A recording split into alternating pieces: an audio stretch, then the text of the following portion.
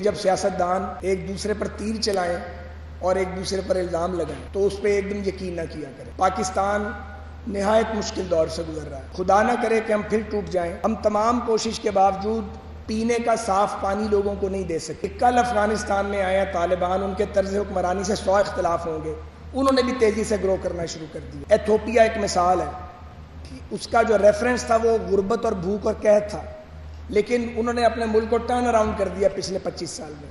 India کو تو چھوڑ ہی دیں، وہ تو بہت آگے انڈینز نکل گئے ہیں۔ بنگلہ دیش کہتے ہوئے زبان لڑکھڑاتی ہے، تو 71 میں وہ ہم سے الگ ہوئے اور کہاں سے کہاں جا پہنچے ہیں۔ ہماری آپس کی لڑائی نے ہمیں کہیں کا نہیں چھوڑا، اور پھر مارشل لاؤں کے نتیجے میں آنے والی سیاسی قیادت، جسے سمجھتے ہوئے 10 15 20 سال لگ جاتے ہیں اور اس میں وقت ضائع ہو جاتا ہے۔ یہ خالص سیاسی بات ہے، مگر میں نے بڑی جنرل بات کی ہے۔ سچ یہی ہے، جب سیاستدان ایک دوسرے پر تیر چلائیں اور ایک دوسرے پر الزام لگائیں تو اس پہ ایک دم یقین نہ کیا کریں اور اپنی عقلی دلیل پہ اس کو پرکھا کریں۔ آپ پڑھی لکھی بچیاں ہیں، بیٹیاں ہیں، کل کی مائیں ہیں، تو یہ میسج آپ تک جانا بہت ضروری ہے۔ میں کسی کا نام نہیں لوں گا، میں کسی جماعت کی بات نہیں کروں گا، لیکن جب بھی کوئی پولیٹیشین میرے سمیت اپنے مد مقابل پر کوئی الزام لگائے تو جذبات میں آئے بغیر اور سوشل میڈیا سے انفلوئنس ہوئے بغیر آپ اس کی کارکردگی کی بنیاد پر اس کو پرکھیں اور محض الزامات کی بنیاد پر ہم فیصلے نہ کریں۔ پاکستان نہایت مشکل دور سے گزر رہا ہے، بہت ہی بحرانی دور ہے جس میں سے ہم گزر رہے ہیں۔ یہ میک بریک کا دور ہے ہمارا۔ خدا نہ کرے کہ ہم پھر ٹوٹ جائیں، لیکن ہمیں دوبارہ ٹوٹنا نہیں۔ ہم 24 کروڑ ہو گئے ہیں، 18 میں ہم 20 کروڑ کے قریب تھے، 6 سال میں 4 کروڑ ہم بڑھ گئے ہیں۔ ہمارے بے پناہ مسائل ہیں، ہم تمام کوشش کے باوجود پینے کا صاف پانی لوگوں کو نہیں دے سکے۔ ہماری جو بستیاں ہیں وہ ٹوٹ پھوٹ کا شکار ہیں۔ ہم سے یہ کل افغانستان میں آیا طالبان، ان کے طرز حکمرانی سے 100 اختلاف ہوں گے، انہوں نے بھی تیزی سے گرو کرنا شروع کر دیا۔ ایتھوپیا ایک مثال ہے کہ اس کا جو ریفرنس تھا وہ غربت اور بھوک اور قحط تھا، لیکن انہوں نے اپنے ملک کو ٹرن اراؤنڈ کر دیا پچھلے 25 سال میں۔ انڈیا کو تو چھوڑ ہی دیں، وہ تو بہت آگے انڈینز نکل گئے ہیں۔ بنگلہ دیش کہتے ہوئے زبان لڑکھڑاتی ہے، تو 71 میں وہ ہم سے الگ ہوئے اور کہاں سے کہاں جا پہنچے ہیں۔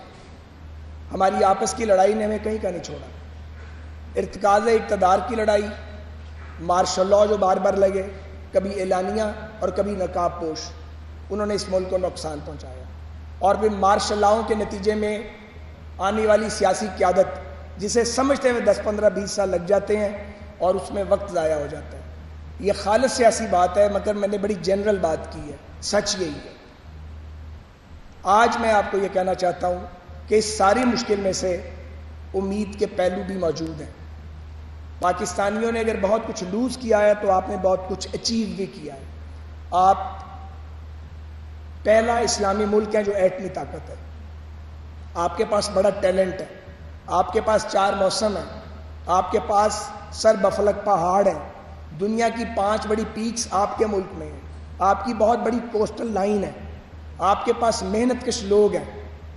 اگر کمی ہے تو ہمارے باہمی اتحاد کی ہے، پولیٹیکل سٹیبلٹی نہیں ہے، تو پولیٹیکل سٹیبلٹی کے بغیر ہم آگے نہیں بڑھ سکیں گے۔ ہمارے اختلافات رہتے ہیں، مجھے سیاست میں دہائیاں بیت گئی ہیں، مجھے یوں لگتا ہے کہ چند سال کے بعد ہم پولیٹیکل سٹیبلٹی کی طرف جائیں گے، کیونکہ لڑتے لڑتے سب تھک جائیں گے۔ کافی تھک گئے ہیں، کچھ رہ گئے ہیں وہ بھی تھک جائیں گے، اور جب لڑتے لڑتے سب تھک جائیں گے تو پھر سب کو مل کے بیٹھنا پڑے گا۔ جب تک سب مل کے نہیں بیٹھیں گے، سیاستدان اور ادارے اور مسائل کا حل نہیں نکالیں گے، ہم دائرے کا سفر کرتے رہیں گے۔ دائرے کا سفر ختم ہونا چاہیے، پاکستان کو آگے جانا چاہیے۔ پاکستانیوں کا مقدر بھوک اور غربت اور ناانصافی نہیں ہے۔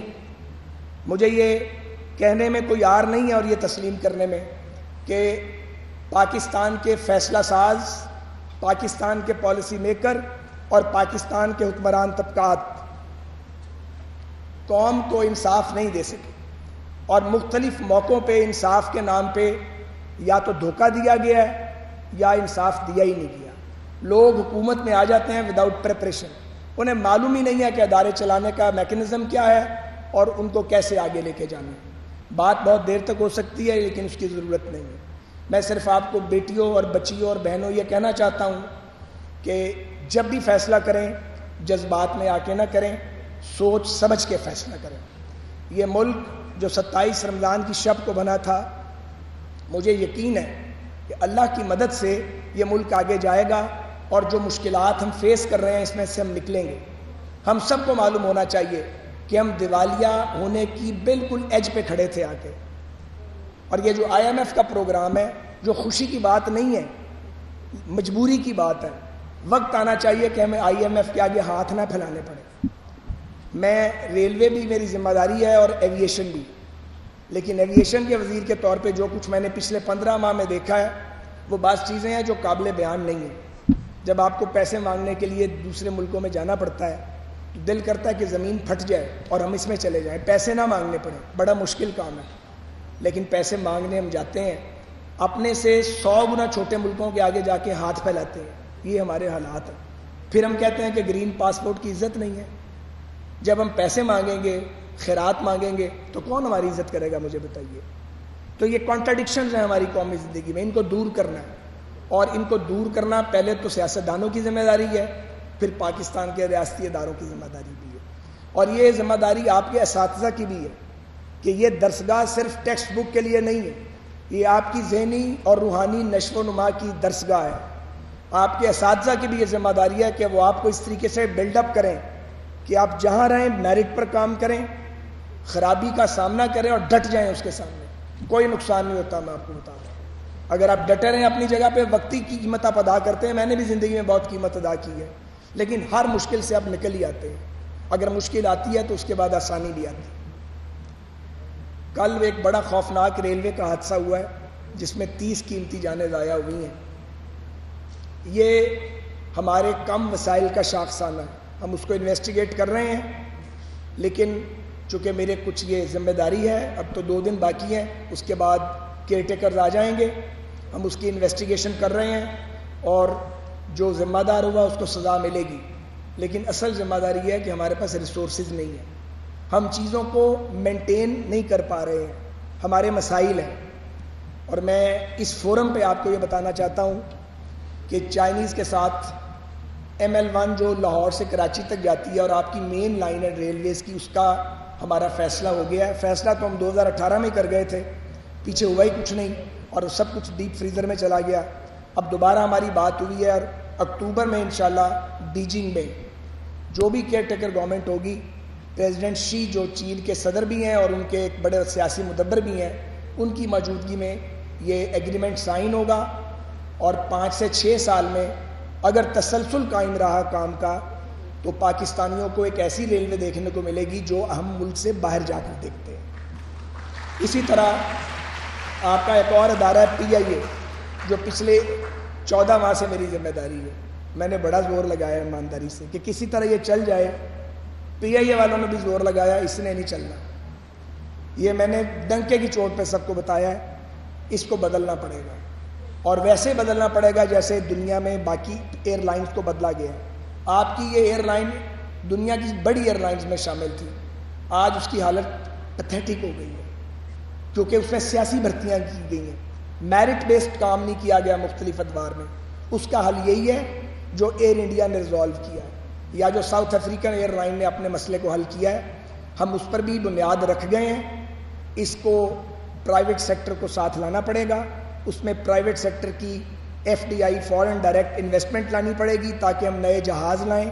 پوری دنیا کے روٹس ہمارے پاس موجود ہیں، جہاز ہی نہیں ہے ہمارے پاس، تو جہاز کے بغیر ایئر لائن کیسے چلے گی؟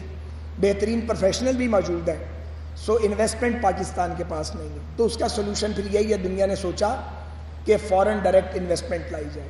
اسی طرح آپ کے ایئرپورٹ آؤٹ سورس ہوں گے ایک ایک کر کے، کیونکہ اب دنیا میں سرکار کا کام ایئرپورٹ بنانا ہے، چلانا نہیں ہے۔ اب تو پرائیویٹ سیکٹر ایئرپورٹ بنا رہا ہے، آپ کا اپنا سیالکوٹ کا ایئرپورٹ پرائیویٹ سیکٹر نے بنایا ہے۔ تو سب سے پہلے اسلام آباد کا ایئرپورٹ ہم 15 سال کے لیے آؤٹ سورس کریں گے، دنیا کی بہترین کمپنیوں کا مقابلہ ہوگا، اور جو بیسٹ بلڈر ہوگا اس کو اگلے آنے والے حکمران جو ہیں، ہم نے بنیاد رکھ دی ہے، کل اس کا اشتہار آ رہا ہے اخبار میں وہ اس کو کانٹریکٹ ملے گا، اور جب وہ جائے گا تو یہ اسلام آباد کا ایئرپورٹ خالی ایئرپورٹ نظر آتا ہے، یہ بھرا ہوا ایئرپورٹ ہوگا، دنیا بھر کے برانڈز ہو کے اس کے اندر، اور اس کی کیپیسٹی 90 لاکھ سے 1,30,00,000 پہ چلی جائے گی۔ یہ چند چیزیں جو میری ذمہ داری تھی، میں نے سمجھا کہ میں آپ کو بتاؤں کہ ایسا نہیں ہے کہ ہر طرف مایوسی کی بات ہے، بہت سے کام ہیں جو ہو رہے ہوتے ہیں لیکن لوگوں کو اس کا پتہ نہیں ہوتا۔ اللہ تعالیٰ پاکستان کا حامی و ناصر ہو، اور ہم سب کو سچ کہنے، سچ بولنے اور میرٹ پر چلنے کی توفیق عطا فرمائے۔ پاکستان